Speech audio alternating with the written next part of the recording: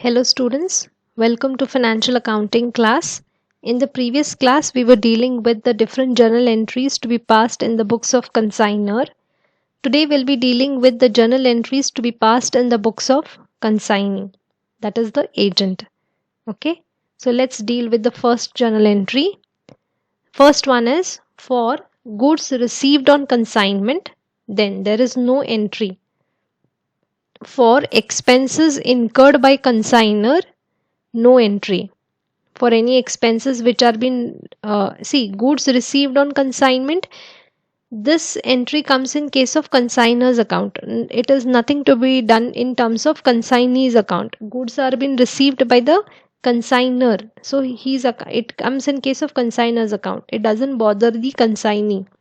Okay, expenses incurred by the consignor, he has the consignee. We are preparing the journal entries which are to be taken care in terms of consignee. So the expenses incurred by the consignor on goods is nothing to do with the consignor. It is the lookup of the consignor. Okay, so it doesn't come in case of consignee's account. Next, for expenses paid by consignee, consignor's account debit to cash or bank account. Any expenses being made by the consignee, he has to recover it from whom? From the consignor. So the consignor's account is being debited by cash or bank account. For sale of goods received on consignment. Okay, for sale of goods received on consignment, then cash or bank account debit to consignor's account. Next, for advance paid by consignor, consignor's account debit to cash or bank account. Okay. Next, for commission received, just a minute. For commission received by consignor, consignor's account debited to commission account. For return of goods by consignee, there is no entry. Okay. For adjustment of bad debts, then I told you in bad debts it is if del creditor commission is received and del creditor commission is not received. So in del creditor commission, I have explained you in the previous class what is del creditor commission, but let me tell you once again. Apart from the regular commission, that is the commission what the consignee receives, apart from the regular commission, if the consignee is bearing the risk of bad debts, then he'll be getting an extra commission which is called as del creditor commission. Okay, so if del creditor commission is received, then bad debts account debit to debtors account. If del creditor commission is not received, then there is no such entry being passed in the books of consignee's account. Okay, next one, for final payment of consignor, final amount to be paid by the consignor, then for final payment made to the consignor, consignor's account debit to cash or bank account. And the 10th one, that is for consignment stock account, there will be no entry. So I hope you have understood the journal entries to be passed in case of consignee. In the previous class we have seen consignor's account, that is the journal entries to be passed in the books of consignor's account. Today we have dealt with the journal entries to be passed in case of consignee's account, the agent account. So here you have 10 journal entries, whereas in case of consignor's account you have 12 journal entries. Alright, let's look into one of the question to be solved in case of consignment. I hope you have understood the journal entries. Okay, and we'll solve one question on to consignment. So let's look into one of the question in case of consignment account. The question goes like this: find out the value of closing stock from the following information. First one is goods sent on consignment 1000 kgs at rupees 20 per kg. Normal loss is 5% in 5% loss in weight while in transit. So there is normal loss. Okay. Next, non-recurring expenses is 800. Non-recurring expenses paid by the consignor is rupees 900, and quantity sold is 800 kgs. Now this is the question. Now with this question you got to solve the problem. Okay. Now we need to find out the value of closing stock. In the previous classes I have told you as to how to calculate the value of closing stock. Okay, how do we calculate the value of closing stock? Value of closing stock can be calculated under two methods. One is the cost price method and second is the invoice price method. Even whether it is cost price or invoice price, there are different ways of solving it. First one is when there is no loss of goods. Second is when there is abnormal loss of goods in transit, and so on. Okay, now when you look into this question, what has it been saying? There is normal loss of goods while in transit. So normal loss of goods, where it comes? When there is, that is the fourth one. When, what is the formula for that? That is when there is normal loss of goods. Okay, so what is the formula if it is normal loss of goods? See, when there is normal loss of goods, then consignment stock, how is it calculated? What is the formula for it? Consignment stock is equal to total units of goods sent plus total non-recurring expenses incurred by consignor as well as consignee divided by total units sent minus normal loss in units multiplied by unsold units. Okay, so here let's use this particular formula and then calculate the consignment stock. Okay, so what is the formula?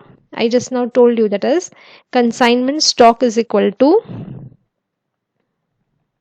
just a minute. So what is the formula? Consignment stock is equal to total cost of goods sent plus total non-recurring expenses incurred by both consignor as well as consignee divided by total units sent minus normal loss in units multiplied by unsold units.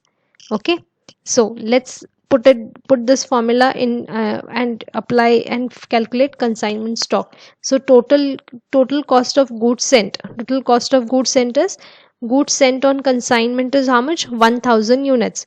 1000 1000 kgs into rupees 20 per kg. So how much is the cost? 1000 into 20, that is nothing but 20,000 rupees. Okay, plus normal that is non-recurring expenses incurred by both. Non-recurring expenses paid by the consignor, consignee's non-recurring expenses are not been given, so non-recurring expenses incurred by the consignor are 900. So you write here divided by total units sent. Total units sent is how much? 1000 kgs. Okay, so 1000 kgs minus normal loss in unit. Now normal loss in unit is, you got to calculate this. How do you calculate this? See, 1000 units minus, there is a normal loss of 5%. So if this normal loss is in units, so on 1000 if you take 5%, how much it will be? 50, right? Put it on your calculator. 1000 into 5% will give you how much? 50. Okay, so normal loss is 50. Okay, normal loss is 5%, so it will turn up to 50. So on 1000 if you take 5%, it will be 50. So normal loss is 50 multiplied by unsold units. Unsold units is how much? You again got to calculate this. Now how do you calculate the unsold units? 1000 units is the stock, 1000 units is the 1000. So how do you get 1000 units? That is, I'll just show you the calculation for this. I'll just put it over here. How did we get this 150 units? Is this is not, I'm just showing you how did we calculate this 150 units. All right, so it is 1000 units that has been sold. Okay, number of kg, goods sent is how much? 1000 kg. 1000 kg minus 800 units are already been sold, it is here. quantity sold is 800 kgs, minus how much is the normal loss? Normal loss is 5% on the weight, that is on 1000 if you take 5% it will turn up to 50. Okay, so how much is the balance? Balance will be 150. Getting it? That is 1000 total units minus sold units is 80 minus 50, which is normal loss, which will be 150 units. So that 150 you will be taking over here. Okay, into unsold units, that is 150 division we have already seen. So when you multiply this, that is 20,900 into 150 divided by 950, you will get 3,300. Okay, if I hope you have understood this question well. Let me just repeat it once again. When you look into the question, you got to calculate the value of closing stock, and to evaluate the closing stock you got to check in through the various methods. That is, where do we stand? That is, when is there no loss of goods, or is there abnormal loss of goods, normal loss of goods, what kind of loss it is? You got to check in through these 5 ways.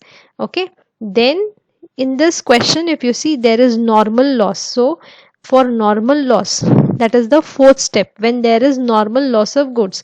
So for the normal loss of goods, what do we do? What is the formula?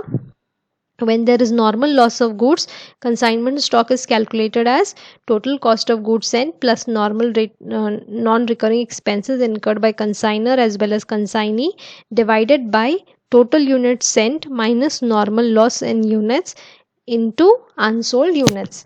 So we have seen, we put this particular formula and then we calculate the solution. That is, total cost of goods sent is how much? That is, how many goods are being sent?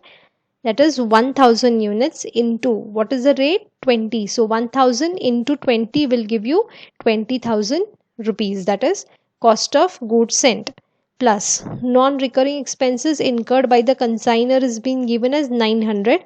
There are no expenses being given by the consignee, so only the consignor's expenses will be considered, which is 900. So here you write that 900 divided by total units sent. Total units sent is 1000 minus 50, that is normal loss. How do you calculate this 50?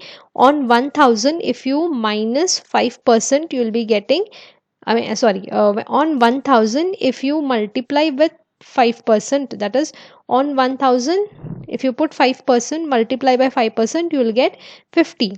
Okay, into unsold units. Unsold units, how do you get this? 1000 units, that is 1000 kg minus sold is how much? 800 kg. So 1000 minus 800 minus 50, which is normal loss, you get 150. Okay, then simplify this. 20,000 plus 900 is nothing but 20,900 divided by 1000 minus 50 is nothing but 950 multiply by 150. You will get 3,300.